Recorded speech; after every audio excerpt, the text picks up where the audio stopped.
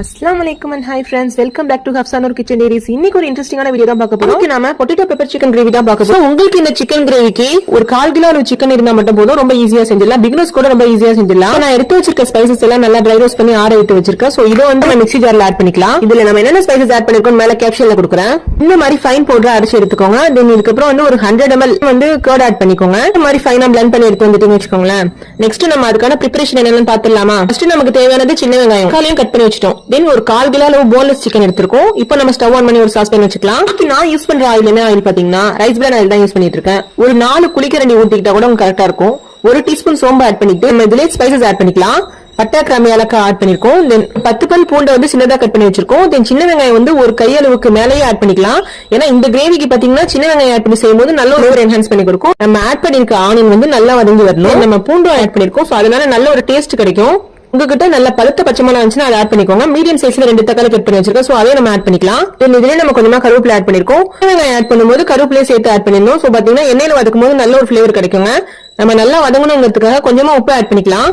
Stove வந்து medium ஃப்ளேம்ல வச்சுக்கலாம். ரொம்ப ஹை ஃப்ளேம்ல வைக்க வேண்டாம். நல்லா வதக்கி எடுத்துக்கலாம். ஆக்சுவலா நம்ம தக்காளி நல்லா வதக்கிறதுக்கு முன்னாடி நம்ம சின்ன வெங்காயம் வதக்கணும் இல்லையா? சோ அது நல்லா வதங்கி வந்ததுக்கு அப்புறம் தான் நம்ம வந்து தக்காளி ஆட் பண்ணிருக்கோம். இப்போ வீடியோ வந்து உங்களுக்கு ஸ்பீட் பண்ணி கொடுக்குறேன். சோ அதனால சின்ன வெங்காயம் ஓரளவு வதங்கினதுக்கு அப்புறம் நீங்க தக்காளி ஆட் பண்ணிக்கோங்க.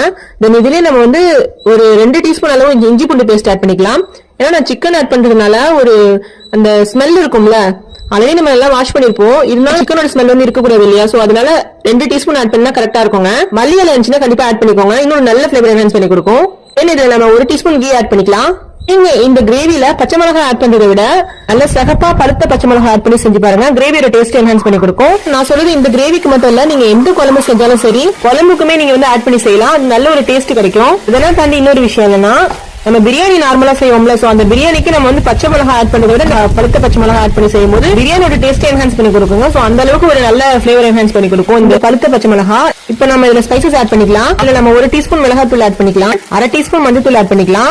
1 டீஸ்பூன் வந்து மல்லித்தூள் ஆட் பண்ணிக்கலாம். எல்லாம் கிரேவி செய்யும் போது பாத்தீங்கன்னா மல்லியோட குவான்டிட்டி கொஞ்சம் அதிகமா சேர்த்தோம்னா கிரேவியோட திக்னஸ் வந்து உங்களுக்கு கூட்டி கொடுக்கும். கிரேவியும் நல்லா திக்கா இருக்குங்க. இந்த மாதிரி நல்லா மசாலா ஒண்ணு சேர்ந்து வர அளவுக்கு நல்லா மிக்ஸ் பண்ணி எடுத்துக்கலாம். இதுல ஒரு 100 கிராம் பொட்டேட்டோ எடுத்திருக்கோம். சோ இந்த மாதிரி சைஸ்ல நம்ம கட் பண்ணி எடுத்துக்கலாம்.